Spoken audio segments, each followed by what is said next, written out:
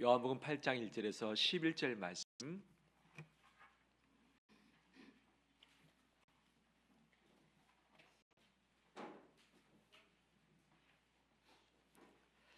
우리 한 절씩 교독하겠습니다. 예수는 감난산으로 가시니라.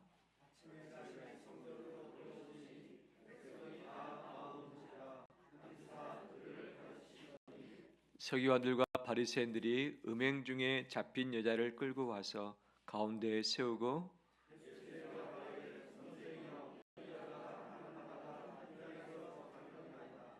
모세는 율법에 이러한 여자를 돌로 치라 명하였거니와 선생은 어떻게 말하겠나이까?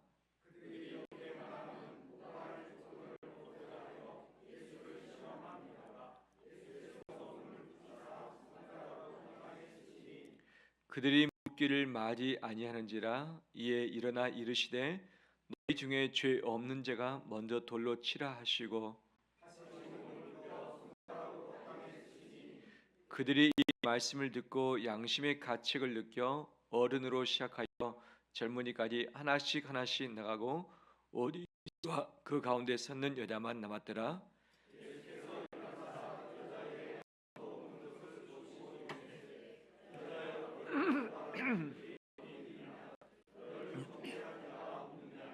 같이 읽겠습니다. 대답하되 주여 없나이다. 예수께서 이르시되 나도 너를 정죄하지 아니하노니 가서 다시는 죄를 범하지 말라 하시니라. 아멘. 저 앞에 나오신 우리 성도님의 사랑을 축복합니다. 서로 인사 나눌까요? 한 주간 수고 많으셨지요.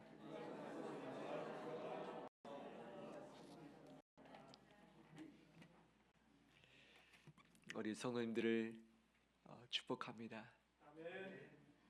한 분 한 분이 너무 귀한 분들이세요. 삶에 지쳐서 쓰러질 수도 있겠고 뭔가 마음이 힘들어서 포기할 때도 있고 앞으로 나갈 갈 길이 보이지 않아서 막막한 상황 가운데 있을 수 있겠지만 그럼에도 불구하고 주님을 찾는다는 것이 이것이 살아있는 믿음입니다. 믿음 가지고 저 앞에 나온 성도들 주님께서 간과치 않으시고 필요한 지혜를 주시고 강건함을 허락하실 줄 믿습니다. 다 이룰 수 있습니다. 하지만 예수 그리스도만큼은 이룰 수 없습니다. 내가 혹시 힘이 작아서 주님을 붙잡는 손이 약해서 떨어질 수도 있어요. 하지만 주님의 손은 마지막까지 영원히 나를 꽉 붙잡고 계시사 세우시고 힘주시고 마지막까지 갈 수 있도록 인도해 주실 것입니다. 그 주님께 내 인생을 맡겨드리면서 현재는 어려움 가운데 있지만 다시 소망을 가지고 힘내는 우리 온 성도 되길 간절히 소원합니다. 우리 사회의 여러 가지 분위기를 볼 때에 칭찬하고 위로하고 격려하고 도와주고 세워주고 살려주는 일보다도 비방하고 고수하고 또 지적하고 또 악한 말을 해서 행한 일들이 더 많이 있음을 우리 모두는 알고 있어요. 제가 뉴스를 그래도 하루에 한 번은 챙겨보려고 하는데 뉴스 보고 나면 마음이 어떤가? 마음이 좋지가 않아요. 보고 나면 희망도 있고 기대도 있고 해야 되는데 보면 실망이 있고 없어지고 괜히 봤다라고 생각도 들어지기도 하죠. 차라리 뉴스를 안 보고 말지라는 생각도 있지만 그래도 이 시대의 흐름을 알아야 되기 때문에 늘 챙겨보긴 하지만 볼 때마다 보고 나서 안타까움을 금할 수 없습니다. 나는 어떤가? 만약 정치에 대해서 내가 글을 쓴다고 한다면 내가 정치에 대해서 잘했다고 칭찬하고 그 다음에 자랑할 만한 걸 쭉 쓰고 그 다음에 반대로 정치에 대해서 잘 못한 거 부족한 거 다시 용서 딱 쓴다면 어느 줄이 더 길까요? 칭찬입니까? 아쉬움입니까? 아쉬움이죠. 우리나라 사회를 한번 돌아볼까요? 교육에 대해서 쓴다면, 다음 세대에 대해서 쓴다면, 내 직장 사업장에 대해서 쓴다면, 내 인생 미래에 대해서 쓴다면 희망의 줄이 많을까? 아니면 희망치 못하는 줄이 더 많을까? 어디가 더 많을까요? 대체로 후자가 많을 수밖에 없는 것이죠. 내가 부모님을 볼 때에 감사거리가 많습니까? 걱정거리가 많습니까? 내가 자식 손주를 볼 때 감사가 많습니까? 염려 걱정이 많습니까? 아내를 보겠습니다. 남편을 보겠습니다. 볼 때마다 감사하고 희죽희죽 웃습니까? 아니면 무표정이거나 또는 내 마음에 맞지 않는 구석이 있어서 뭔가를 말하고 싶은 마음이 많이 듭니까? 무엇을 의미하는가? 이 시대가 긍정보다는 부정적인 시각이 너무 많아졌고, 이 시대를 살면서 우리도 역시 똑같이 물들어가고 있다라고 볼 수 있는 것이죠. 우리 교회를 바라볼 때에, 성도를 바라볼 때에, 목회자를 바라볼 때에 칭찬과 격려의 글보다도 혹시라도 부정적인 부분이 더 많아지고 있지는 않는지 우리 자신을 살피기도 합니다. 시대가 다 어두워지고 차가워지고 냉혹해진다고 해서 우리도 똑같이 닮아간다면 우리는 그리스도인이라 할 수 없겠죠. 우리는 예수 그리스도가 계십니다. 우리에게는 하나님의 법이 있습니다. 우리에게는 천국이 예비되어 있습니다. 그렇기 때문에 우리는 다른 삶을 살아낼 수 있는 것이죠. 이 시대를 거스르시면서 따뜻한 마음을 가지고 이 시대를 품어주고 내 가까이 있는 분들을 용기를 주고 격려해 주면서 위로해 주는 우리 삶의 여정 되길 간절히 소망합니다. 그런 의미에서 우리 가까이 있는 분들 손을 잡으시면 손을 잡았으면 좋겠어요. 축복합니다. 사랑합니다.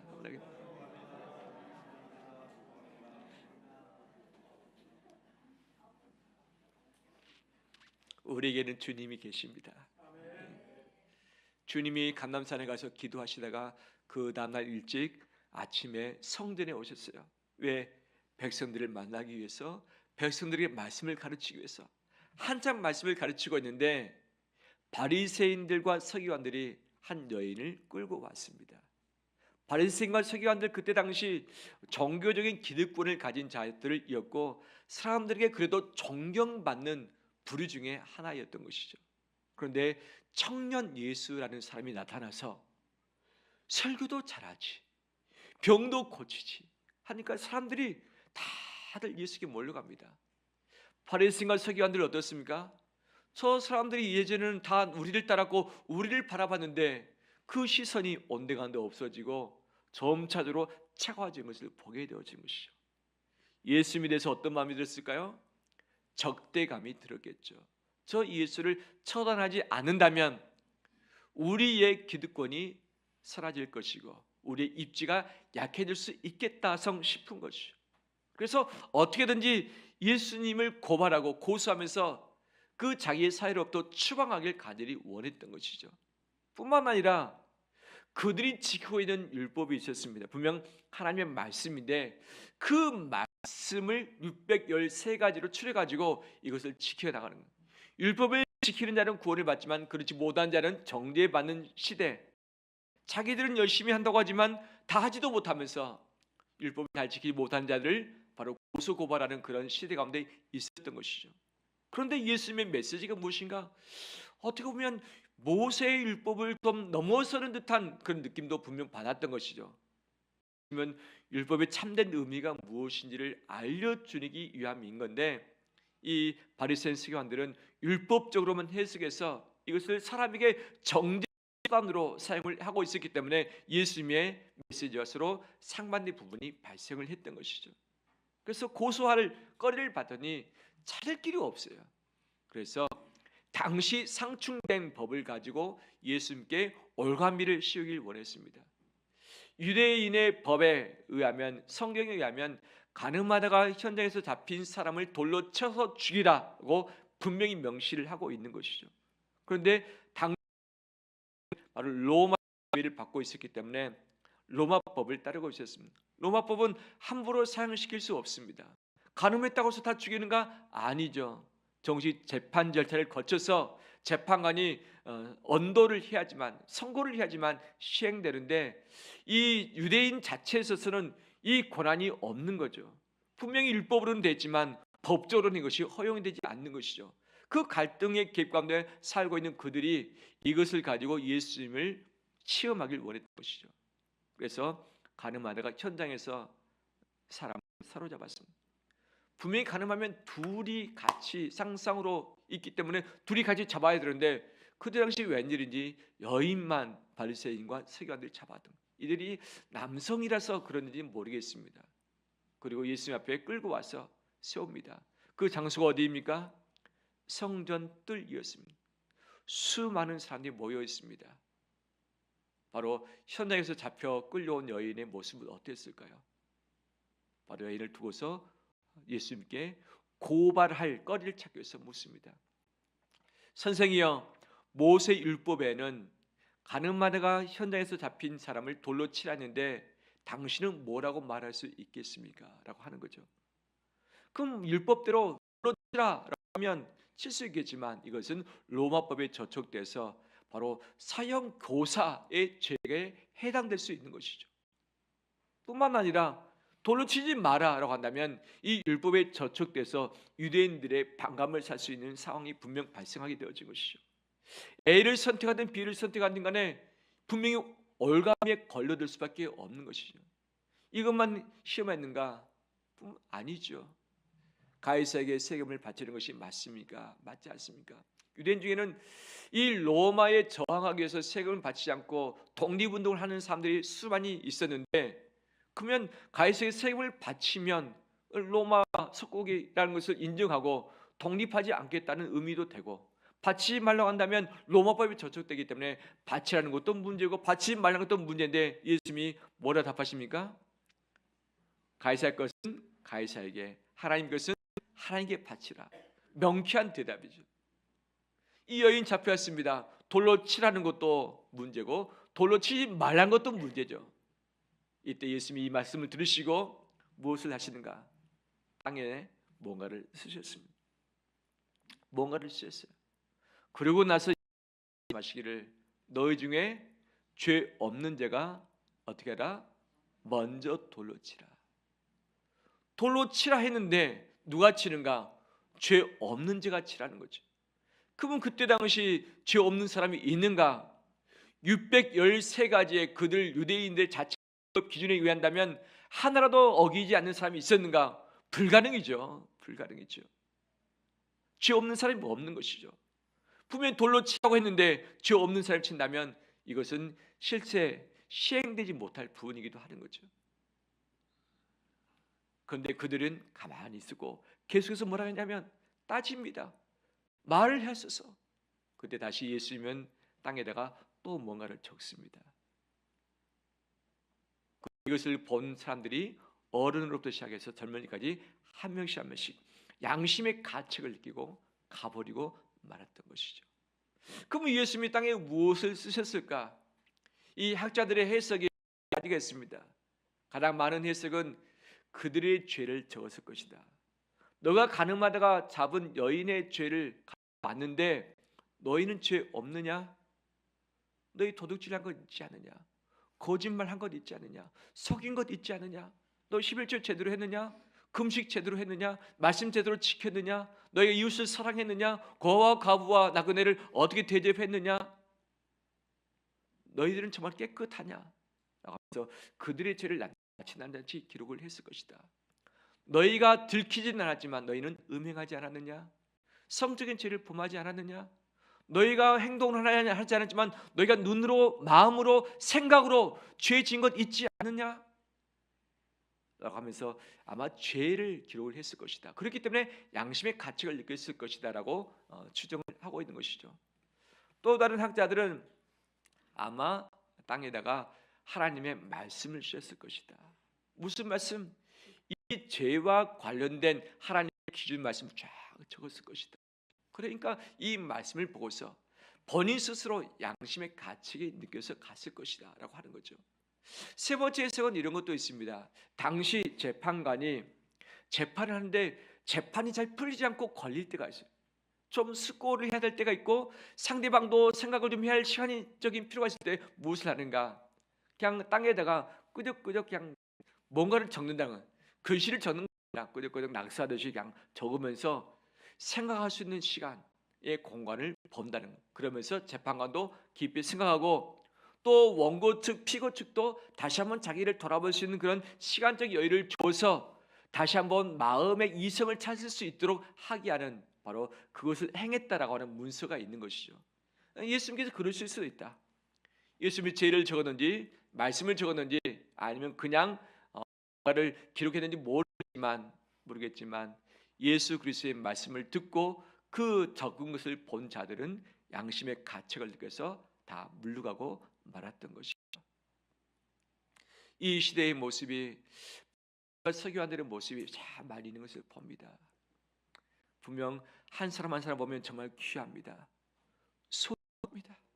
정말 잘한 것도 많고 열심히 부분이 참 많이 있습니다. 그렇잖아요. 우리 교회 자랑거리가 무엇입니까? 봉사를 참 잘 하신다.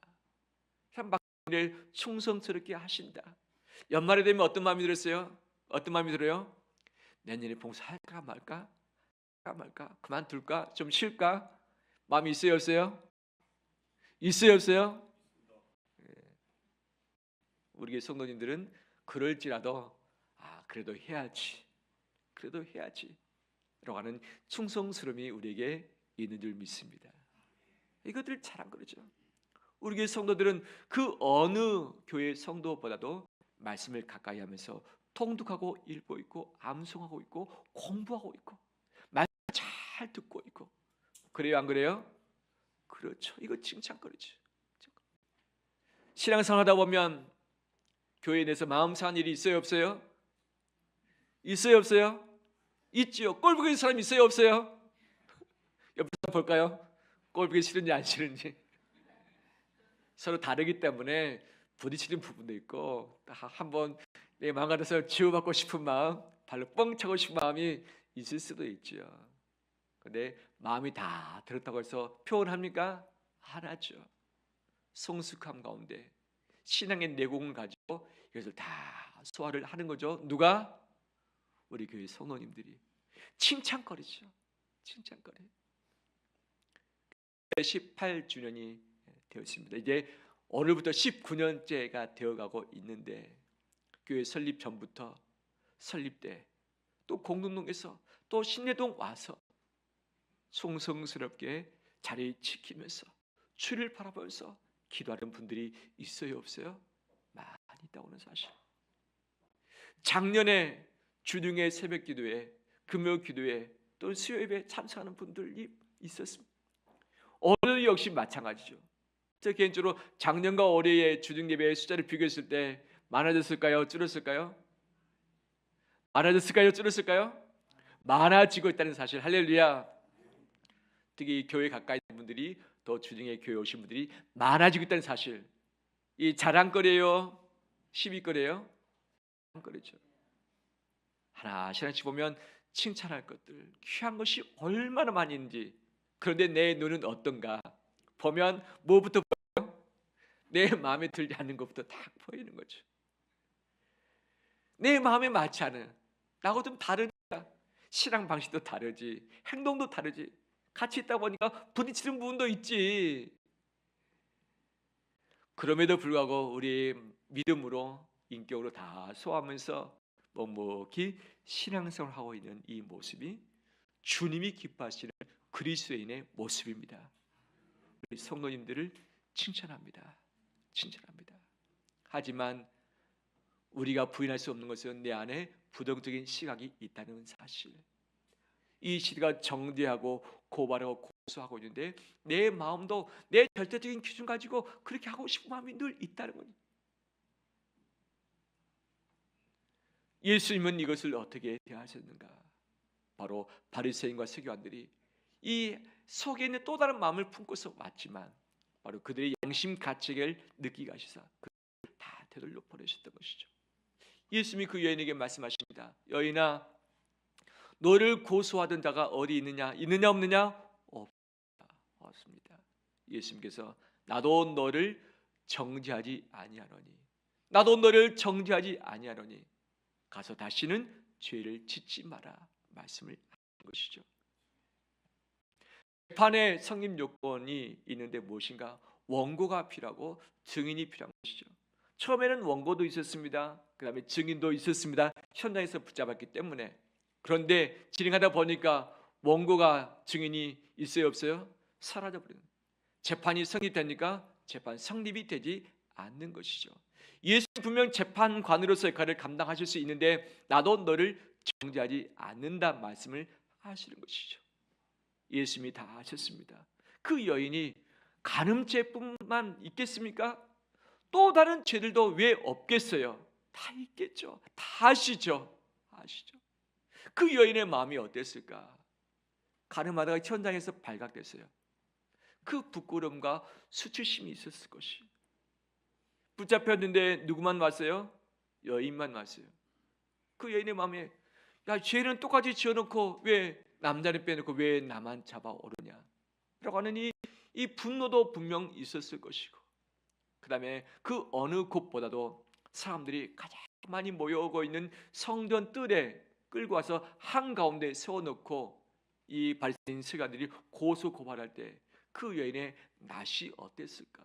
상당히 뜨거웠을 것이고, 도망가고 싶은 마음인데 도망갈 수 없었고 아마 죽고 싶은 마음이었을 것이고, 내가 왜 간음죄를 지었지? 라고 하는 후회의 마음도 있었을 것이고, 내가 왜 들켰지? 라고 하는 그런 후회의 마음도 분명 있었을 것이고, 자신을 고소고발하는 사람들이 미워서 저 사람 어떻게 해봤으면 좋겠다고 하는 이 분노의 마음이 분명 올라올 수도 있었겠죠. 모세 율법에 의하면 돌로 치라 했는데 라고 하는 이 말을 들었을 때 여인은 정말 내가 죽는구나. 이 예수라는 사람이 오케이라고 한다면 이 돌로 쳐서 죽임당할 수 있는 상황인데 내가 죄를 지었는데 이곳에 와서 내가 내 생을 마감하구나 라고 하는 이 긴박함 또는 위기의식 또는 죽음의 선 두려움과 떨림이 그 여인 가운데 분명 있었을 것이다. 수많은 것이 바로 이 잠시 몇 시간 안에 다 벌어지고 있는 부분들이죠. 이 여인의 목숨이 누구한테 달려 있습니까? 예수님께 달려 있는 것이죠. 근데 그 예수님이 이 여인에게 말씀하시기를 나도 너를 정죄하지 않겠다라고 선언해 주셨습니다. 우리는 예수 그리스도를 믿는다고 하지만 여전히 죄를 짓는 구석이 있어요. 용납하지 못하고 용서하지 못하고 마음에 미워하는 마음이 분명히 있어요. 표현할 수도 있고 표현치 못했지만 내 마음속에 상상하는 것, 생각하는 것, 그것도 다 죄라고 말씀하시는 것 아니겠어요? 남을 섬기는 것, 정직하지 못한 것, 하나님을 온전히 섬기지 못한 것, 더 사랑하지 못하고 더 베풀지 못하고 더 구제하지 못하고 또 하나님의 사명을 적극 감당하지 못하고 여러 핑계대면서 예배당에 자주 나오지 못한 것들, 이 모든 것들이 우리 가운데 부족함 덩이고 허물 덩이라는 것이죠. 나도 압니다. 너도 압니다. 그 누구보다도 주님이 아십니다. 주님이 이것을 정죄하려고 한다면 수도 없는 것들을 다 까발릴 것이고, 내가 드러나지 않았을 뿐이지 내 모든 죄가 나는 다른 사람 앞에 정말 숨을 구석을 찾아서 급히 도망갈 수밖에 없습니다. 예수님이 나를 고발하시사 나를 정죄하시고 나를 즉각 심판하실 수 있음에도 불구하고 내 낙함을 아시고 십자가에 나의 죄값을 대신 다 짊어지시고 달려 죽으셨습니다. 나를 사랑하시고 용서하시기 위해서 모든 것을 다 내어주셨던 것이죠. 그렇기 때문에 우리는 예배당 가운데 감히 나올 수 있고 은혜의 보좌 앞에 예수 그리스도의 피를 의지해서 있습니다. 나갈 수 있습니다. 그 피가 없다면 하나님 앞에 설 수 없고 재판장 앞에서 우리는 심판을 즉각 당할 수밖에 없습니다. 예수 그리스도의 사죄의 은총이 우리 가운데 있기 때문에 우리가 감히 주님 앞에 하나님 앞에 설 수 있는 것이고 땅에 와서 우리가 드릴 수 있게 되는 것이죠. 예수 우리를 용서하기를 기뻐하시는 분임을 믿습니다. 만일 우리가 우리 죄를 자백하면 저는 미쁘시고 의로사 우리 죄를 사하시며 모든 불의의 소리를 깨끗게 하신다고 약속해 주셨습니다. 이 약속의 말씀은 예수 그리스도의 피값으로 주신 선물입니다. 피를 의지하고 주의 이름을 의지하며 회개하며 엎드릴 때에 내 모든 죄가 다 탕감받고 용서받게 될 줄 믿습니다. 그 분이 계심을 우리는 감사하며 찬양하며 나가는 우리 되길 주의 이름으로 축원합니다. 주님은 말씀하십니다. 그 여인에게 가서 다시는 죄를 짓지 말라, 다시는 죄 짓지 말라 말씀하시죠. 우리 성도님들 지난주에 죄 지으셨잖아요. 다 알고 있습니다. 주님이 알고 계시죠. 다 알고 있습니다. 죄 짓지 맙시다. 마음의 죄도 짓지 맙시다. 이 시대가 부동의 시각 가지고 정죄하며 고소할 것을 찾으면서 사람을 참 묶어뒀는데, 땅에서 묶으면 하늘에서 묶일 것이요 땅에서 풀면 하늘에서 풀리리란 말씀하셨는데, 우리가 묶기보다는 풀어주는 일들을 감당하길 원합니다. 영혼을 풀어주고 자유케해주고 칭찬해주고 용서해주고 위로해주고 사랑해주고 격려해주고 세워주고 살려주는 일들을 하길 원합니다. 이 시대 모두가 다 사람을 죽일 자로 생각하면서 물고 뜯고 달려든다 할지라도 우리만큼은, 우리 그리스도인만큼은 용서받았기 때문에, 사랑받았기 때문에 이 사랑을 가지고 정죄하지 말고 용서해지며 용납해지며 붙들어지며 세워지는 우리 되길 주의 이름으로 축원합니다. 그러면 모든 죄 있는 자를 그냥 다 용서해 주는가, 다 풀어주는가, 가만히 두고 놔두는가, 그 범죄자는 막 뛰면서 많은 사람을 해코지 할 때 가만히 둬야 되는가? 아니죠. 하나님의 사랑의 하나님이 있듯이 뿐만 아니라 공의 하나님이 정의 하나님입니다. 하나님은 반드시 말씀의 기준 가지고 심판하십니다. 바로 이 시대에 살고 있는 우리가 혹시 그런 자들이 있다면, 그 해를 끼친다면 우리는 그 사람을 바로 잡아줘야 됩니다. 바로 말씀으로 바로 잡아주고 건면해 줘야 되고, 그 다음에 그가 죽지 않도록 해주는 것이 우리 그리스도인의 역할인 줄 믿습니다. 사랑을 베풀고 용서하지만 바로 잡아주는 것도 우리 역할인 것이죠. 우리 자녀가 죄 짓는데 가만히 보고 있을 부모가 없는 거죠. 반드시 말로 하고 언급하고 붙들어주고, 아니면 매를 대서라도 바른 길 가도록 하게 하는 것이 우리 역할이듯이 우리가 그렇길 원합니다. 하지만 조건이 있는 것이죠. 온유한 마음으로 바로 잡아주라. 온유한 마음으로, 정죄하는 마음으로, 비판하는 마음으로, 분노의 마음으로가 아니라 온유한 마음으로. 온유한 마음은 어떻게 생기는가? 말씀을 붙들고 계속 기도할 때 내 마음의 온도가 바뀌는 것이죠. 바뀌고 나서 그 마음 가지고 바로 잡아주는 것이 주님의 전제 조건인 것이죠. 말씀을 마무리합니다. 우리는 살아가면서 많이 지적도 당하고 공격도 당하고 정죄도 당해서 다른 사람과 관계에서 상당히 민감합니다. 왜? 또 나도 그렇게 고소고발 당하며 또 나도 비판받을까 봐 너무 민감합니다. 이런 시대에 그리스도의 따뜻한 마음을 가지고서 우리 옆에 있는 분들을 풀어주고 살려주며 칭찬해주고 세워주는 우리의 삶이 되길 간절히 소망합니다. 정죄하지 않기를 합니다. 정죄하지 않기를 합니다. 그리고 잊지 않기를 합니다. 깨끗함으로 나갈 때에 이 시대는 우리를 고발할 것입니다. 깨끗하다고 고발하는 거죠. 다 죄는데 왜 너만 죄지지 않느냐? 하지만 우리는 이 세상법이 아니라 하나님의 법 가운데 사는 사람입니다. 두 개의 법 가운데 사는데 하나님의 법이 훨씬 우선인 것이죠. 이 법 가운데 살면서 죄짓지 말고 거룩한 가운데 나가는 우리 되시길 주의 이름으로 축원합니다.